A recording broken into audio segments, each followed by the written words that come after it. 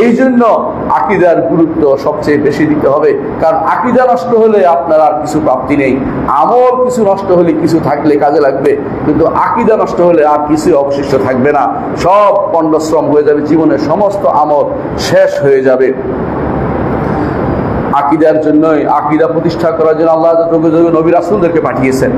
মনে রাখতে হবে, আকীদা যদি বিশুদ্ধ না হয় আপনি কোনোদিন আল্লাহর ইবাদত করতে পারবেন না। আকীদা বিশুদ্ধ হলেই আপনার ইবাদত, আল্লাহর ইবাদত গ্রহণযোগ্য হবে। এই জন্য প্রথম কাজ হচ্ছে আকীদা বিশুদ্ধ করা। আকীদা বিশুদ্ধ করা হচ্ছে প্রথম কাজ, এবং এই জন্য আল্লাহ তাআলা মানুষদেরকে সৃষ্টি করেছেন এই জিনিসটাকে যথাযথ বাস্তবায়ন করার জন্য। তিনি বলেছেন, ওমা খালাকতুল জিন্না ওয়াল ইনসা ইল্লা লিয়াবুদুন, মানুষ এবং জিনকে শুধুমাত্র আমার ইবাদতের জন্যই সৃষ্টি করেছি। এই ইবাদতের তাফসীর করেছে ইবনে জারীর তাবরি রাহমাতুল্লাহ আলাইহি, ইল্লা লিওয়াহিদুন, আমার তাওহীদ প্রতিষ্ঠার জন্য, একমাত্র আমার কাছেই ধর্ণা দেওয়ার জন্য আমি তাদেরকে সৃষ্টি করেছি। তারা আমি সৃষ্টি করেছি অন্যের কাছে চাইবে, এটা হতে পারে না। কোরআনে কারীমের প্রথম নির্দেশ হচ্ছে এই জন্যই তাওহীদ। আল্লাহ তাআলা কোরআনে কারীম বলেছেন, ইয়া আইয়ুহান নাস উবুদু রাব্বাকুমুল্লাযী খালাকাকুম ওয়াল্লাযীনা মিন ক্বাবলিকুম লাআল্লাকুম তাত্তাকুন। হে মানুষেরা ইবাদত করো সত্তা, যিনি তোমাদেরকে সৃষ্টি করেছেন। আপনি ভালো করে জানেন আপনার স্রষ্টা আল্লাহ, আপনার স্রষ্টা কোনো পীর নয়, বুজুর্গ নয়, আপনার স্রষ্টা কোনো মাজার নয়, আপনার স্রষ্টা একমাত্র আল্লাহ তাআলা। তিনি যেহেতু আপনার স্রষ্টা, একমাত্র তারই ইবাদত করতে হবে। আর ইবাদতের প্রকারের মধ্যে একটি হচ্ছে আল্লাহর কাছে চাওয়া। এটা হচ্ছে একজন বান্দার ঐকান্তিক কামনা। অন্তরের মধ্যেও কেউ আল্লাহর কাছে অন্তর দিয়েও চায়, মুখেও চায়, কর্মকাণ্ডেও চায়। যেইভাবে চান না কেন আল্লাহর কাছে চাইতে হবে। সব রকমের ইবাদত একমাত্র আমার আল্লাহর দিকে নিবেদিত করতে হবে। যতক্ষণ পর্যন্ত তা না হবে, ততক্ষণ পর্যন্ত আপনি আল্লাহ তাআলা আমাদেরকে যে জন্য সৃষ্টি করেছেন সেটা বাস্তবায়ন করতে পারবেন না। আল্লাহ সৃষ্টি করেছে আমাদেরকে তার ইবাদত করতে, একমাত্র তার ইবাদত করতে। ইবাদত তো অনেকেই করে, আরবের মুশরিকরা আল্লাহর ইবাদত করতো। আপনারা ভালো করে জানেন, আবু জাহাল কিন্তু হজ করতো। আবু জাহাল কাবা ধরে কাঁদতেছে, আল্লাহর কাছেও কাঁদতেছে, তা আল্লাহর ইবাদত সে করতো। কাবা ধরে কাঁদতেছে। বদরের আগের রাত্রিতে, বদরের যুদ্ধে যাওয়ার আগের রাত্রিতে কাবা ধরে কাঁদতেছে, আল্লাহ আমাদের ভাই যে ব্যক্তি শত্রুতা লাগিয়ে দিয়েছে, আমাদের ঐক্য নষ্ট করে দিয়েছে। বুঝেন তো, আরবের মুশরিকরা দাবি করতে তারা ঐক্যের মধ্যে আছে, অথচ ঐক্য ছিল না, অনৈক্যের মধ্যেই ছিল। কিন্তু ঐক্য কিসের বিরুদ্ধে? তাওহীদের বিরুদ্ধে তাদের ঐক্য ছিল। এই জন্য তারা এই দাওয়াতের বিরুদ্ধে গিয়ে বলতেছে, যে ব্যক্তি আমাদের ভাই শত্রুতা তৈরি করে দিয়েছে, যে ব্যক্তি আমাদের ভাইয়ের মধ্যে, আমাদের সন্তান এবং পুত্রের মধ্যে শত্রুতা তৈরি করে দিয়েছে, আমাদের পরিবারে ভাঙন তৈরি করে দিয়েছে, আল্লাহ আগামী দিন তাকে পিষে ফেলুন। বদদোয়া করছে কার কাছে? আল্লাহর কাছে। কার বিরুদ্ধে? মুহাম্মদুর রাসূলুল্লাহ সাল্লাল্লাহু আলাইহি ওয়াসাল্লাম। তো সেই ব্যক্তি আল্লাহকে মানে, আল্লাহর ইবাদত করে। সমস্যা হচ্ছে হুবলকে কাঁধে নিয়ে চলে গেছে যুদ্ধের ময়দানে, এবং বলতেছে ও হুবলের জয়ধ্বনি হোক বলতেছিল, কিন্তু আবার আল্লাহর কাছেও চাচ্ছে। এই দুইটা একসাথে চলতে পারে না। এই দিন হচ্ছে আবু জাহালের দিন। আবু জাহালের দিনে দুইটা একসাথে চলে, আল্লাহর দিন ইসলামের দুইটা একসাথে চলে না। কারণ ইসলাম হচ্ছে আল ইসতিসলাম লিল্লাহি বিত্তাওহীদ, তাওহীদ নিয়ে আল্লাহর কাছে আত্মসমর্পণ, ওয়াল ইনকিয়াদ লাহু বিত্তাআ, আনুগত্য ডালা মেলে দিতে হবে, ওয়াল বারাআতু মিনাশ শিরকি ওয়া আহলিহি, শিরক এবং মুশরিকদের থেকে নিজেকে বিমুক্ত ঘোষণা করতে হবে। তিনটি জিনিস না হলে কেউ মুসলিম হতে পারে না। মুসলিম হওয়ার জন্য তিনটি জিনিস মুখস্থ করে নেবে। এক নম্বর হচ্ছে তাওহীদ নিয়ে আল্লাহর কাছে আত্মসমর্পণ। দ্বিতীয় হচ্ছে আনুগত্য, আল্লাহর নির্দেশের কাছে, নিষেধের কাছে, তার নির্দেশ নিষেধকে মানার জন্য, আনুগত্য করার জন্য নিজেকে একেবারে পরিপূর্ণভাবে প্রস্তুত করে নিতে হবে, যে আল্লাহর নির্দেশ মেনে চলবো, নিষেধ পরিত্যাগ করে চলবো। আর তিন নম্বর হচ্ছে যে সমস্ত শিরক এবং মুশরিকদের থেকে নিজেকে বিমুক্ত ঘোষণা করব, তাদের সাথে আমার কোনো সম্পর্ক থাকতে পারবে না। এটা শিক্ষা দিয়েছেন ইব্রাহিম আলাইহিস সালাম। তিনি প্রথম মুসলিম হিসাবে, তিনি প্রথম মুসলিম নাম ঘোষণা করেছেন। সেই হিসাবে তিনি প্রথম ঘোষণা দিয়েছেন যে কোরআনে কারীম আল্লাহ তাআলা আমাদেরকে জানিয়ে দিয়েছেন, তিনি বলছেন যে ইন্নী ওয়াজ্জাহতু ওয়াজহিয়া লিল্লাযী ফাতারাস সামাওয়াতি ওয়াল আরদি হানিফান ওয়া মা আনা মিনাল মুশরিকিন। ইন্নী ওয়াজ্জাহতু ওয়াজহিয়া লিল্লাযী ফাতারাস সামাওয়াতি ওয়াল আরদি হানিফান ওয়া মা আনা মিনাল মুশরিকিন। আমি আমার চেহারাকে একমাত্র আমার রব্বুল আলামিনের দিকে ফিরাচ্ছি, যিনি আসমান এবং জমিন সৃষ্টি করেছেন। এবং আমি তার দিকে একান্তভাবে তার দিকেই আমি প্রত্যাবর্তন করছি। আমি মুশরিকদের সাথে কোনো সম্পর্ক নাই। যখন ইব্রাহিম আলাইহিসসালাম তার সাথীরা বলেছিল, তোমরা যাদের সাথে শিরিক করো তা থেকে আমি সম্পূর্ণ মুক্ত। ঈমানদার হতে হলে সবার সাথে সম্পর্ক আপনার চলবে না। ঈমানদার মুশরিকের সাথে সম্পর্ক রাখতে পারে না। মুশরিকদের সাথে বিমুক্ত ঘোষণা করা ঈমানের দায়িত্ব।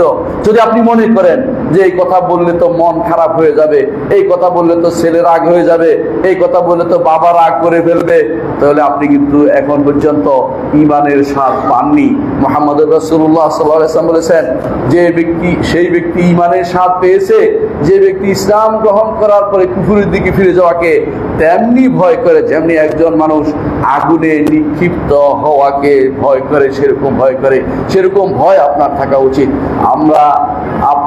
আমরা অতি বিনা কষ্টে পেয়ে গেছি ইসলাম, এই জন্য আমরা ইসলামের দরদ বুঝিনি। যারা ইসলামকে গ্রহণ করে নিয়েছে নতুন করে, তারা বুঝে ইসলাম কি জিনিস। আপনারা অনেকেই বাবা মুসলিম ছিল বলে ছেলে মুসলিম হয়েছি, এই জন্য অনেক সময় ইসলামের মর্যাদা আমরা বুঝতে পারিনি। মুসলিম হওয়ার অর্থই হচ্ছে বিশাল ঘোষণা দেয়া যে আমি মুশরিকদের থেকে আলাদা, আমি শিরিক থেকে আলাদা, আমি শিরিক করতে পারবো না, মুশরিকদের সাথে আমি কোনো সম্পর্ক রাখতে পারবো না। ঈমানদার সব সময় তার রবের সাথে সম্পর্ক বজায় রাখে। এই জন্য মনে রাখতে হবে, আকীদা যদি বিশুদ্ধ না হয় আপনি কোনোদিন আল্লাহর ইবাদত করতে পারবেন না। আকীদা বিশুদ্ধ হলেই আপনার ইবাদত আল্লাহর ইবাদত গ্রহণযোগ্য হবে। আল্লাহর ইবাদত করছেন, অন্যের ইবাদত করেন, আল্লাহ তাআলা সেটা গ্রহণ করবেন না। হাদিসে কুদসিতে আল্লাহ তাআলা বলেন, আনা আগনা শুরাকা আনি শিরক মান আমিলা আমালান ওয়া আশরাকা ফীহি মা'i গায়রি তারাকতুহু ওয়া শিরকাহু। আল্লাহ তাআলা বলেন হাদিসে কুদসিতে, আপনারা জানেন হাদিসে কুদসি আল্লাহর বাণী, আল্লাহর বাণী তবে কোরআন নয়, আল্লাহর বাণী তবে কোরআন নয়।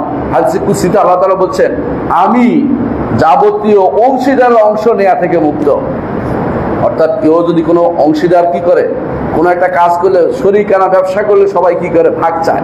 আমার ভাগ ঠিক করে দিয়ে দাও, হিসাব করে দিয়ে দাও, তোমার ভাগ তুমি যা ইচ্ছা তা করো। কিন্তু আল্লাহ তাআলা বলেন না, আমি অংশীদারের অংশ নেই না, আমার জন্য পুরো আমলটাই করতে হবে, সালাত পুরোটাই আমার জন্য হতে হবে, দানটা পুরোটাই আমার জন্য হতে হবে। যদি মনে করেন দানটা করলাম এই জন্য একটু বাহাবাও আসবে, সামনে নির্বাচনে ভোটটাও পাবো, অথবা দানটা করে এই জন্য আমার নামটা সবাই ঘোষণা করবে, আমার নামটা একেবারে বড় করে লেখা থাকবে, এই জাতীয় কোনো কিছু কোনোদিন আপনার আল্লাহর দরবারে একটুও কবুল হবে না। কারণ আল্লাহ তাআলা কোনো অংশ নেন না। তিনি ঘোষণা করেছেন, যে কেউ আমার জন্য কোনো আমল করবে, মান আমিলা আমালান আশরাকা ফীহি মা'i গায়রি, সে আমল করতে গিয়ে মনে মনে পাশের লোকের চিন্তা করেছে। চৌধুরী সাহেব আসছে নামাজ পড়তে, তিনি আমাকে দেখলে পরবর্তী ডাকবেন যে নামাজি বান্দাকে ডেকে যদি খাওয়াইতে পারি, এই চিন্তায় নামাজটা পড়ছেন। ইমাম সাহেব শিরিক করেছেন, ইমামের সালাত নষ্ট, ইমামের ইবাদত সব পণ্ড, ইমামের কোনো কিছু আল্লাহর দরবারে আর গ্রহণযোগ্য হয়নি। মনে রাখতে হবে, আল্লাহকে পুরোপুরি দিতে হবে। যখনই অন্তরে এরকম কোনো শোনানোর চিন্তা আসবে, দেখানোর চিন্তা আসবে, আল্লাহর কথা স্মরণ করবেন যে আমি দেখানোর জন্য করছি না, আমি আমার রবকে খুশি করার জন্য করছি। সরফে সাহেবের জন্য সবচেয়ে বেশি কাজ করতেন যেটা, সেটা কি, যে তারা কোনো আমল মানুষকে দেখানোর চিন্তা করতেন না। সব সময় তারা এমন ভাবে দিতেন কেউ যেন দেখতে না পায়। আর রাসূলুল্লাহ সাল্লাল্লাহু আলাইহি ওয়াসাল্লাম বলেছেন, কেউ যদি এমন কোনো আমল করে যে আমলটি কাউকে দেখানোর জন্য নয়, তিনি একমাত্র আল্লাহকে খুশি করার জন্য করেছেন, ডান হাত দিয়েছে যা বাম হাত জানতে পারেনি। রাসূলুল্লাহ সাল্লাল্লাহু আলাইহি ওয়াসাল্লাম বলেছেন যে এই ব্যক্তিকে আল্লাহ তাআলা আরশের নিচে ছায়া দিবেন, যেদিন আর কোনো ছায়া থাকবে না, যেদিন আর কোনো ছায়া দেবে না। কেন সেটা? এই জন্য যে সে এইটাতে কাউকে শরীক করেনি। এই জন্য একজন মানুষ যদি কোনো মনে করে যে আমি আল্লাহর ইবাদত করলাম আর হুজুরদেরও খুশি রাখি, কবরওয়ালাকেও খুশি রাখি, মাজারওয়ালাকে খুশি রাখি, তাহলে সেই ব্যক্তি এখনো পর্যন্ত ঈমানদার হইতে পারে নাই। কবরওয়ালা মাজারওয়ালা আপনাকে উপকার করতে পারবে না। মরে যাওয়ার পরে তার সবচেয়ে কঠিন কষ্টের মধ্যে সে আছে।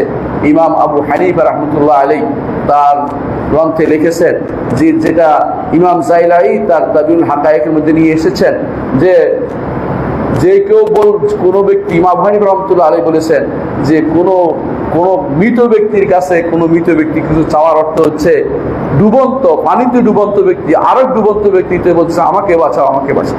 উভয় তো ডুবে আছে, কে কাকে বাঁচাবে? এর অর্থ আবু হানিফা রহমতুল্লাহ আলাইহি কঠিনভাবে সাবধান করে গেছে ইতিপূর্বে আমাদেরকে, কারণ তিনি আকীদার উপর অত্যন্ত শক্তিশালী মানুষ ছিলেন, শক্তিশালী গুরুত্বপূর্ণ ব্যক্তি ছিলেন। তিনি সেবার সাবধান করে গেছেন যে কেউ যেন কবরের কাছে ধর্ণা না দেয়। কেউ যদি মনে করে কবরওয়ালার কাছে গেলে আমার দোয়াটা বেশি কবুল হবে, তাহলে বোঝা গেছে সে কবরের প্রভাব মনে করছে। কবরের কোনো প্রভাব মানুষের জীবনে নাই। কেউ যদি মনে করে যে কবরওয়ালার কাছে যদি টাকা না দেয় আমার গাড়িটা উল্টে দিবে, সে ব্যক্তি কবরওয়ালার প্রভাবে বিশ্বাস করছে, সে ব্যক্তি ইমানদার নয়, ইমানদার নয়, ইমানদার নয়, সে ব্যক্তি কাফের হয়ে গেছে, মুশরিক হয়ে গেছে। এই জন্য আকীদার গুরুত্ব সবচেয়ে বেশি দিতে হবে, কারণ আকীদা নষ্ট হলে আপনার আর কিছু প্রাপ্তি নেই। আমল কিছু নষ্ট হলে কিছু থাকলে কাজে লাগবে, কিন্তু আকীদা নষ্ট হলে আর কিছু অবশিষ্ট থাকবে না, সব পণ্ডশ্রম হয়ে যাবে, জীবনের সমস্ত আমল শেষ হয়ে যাবে। আকীদার জন্যই, আকীদা প্রতিষ্ঠা করার জন্য আল্লাহ নবী রাসূলদেরকে পাঠিয়েছেন।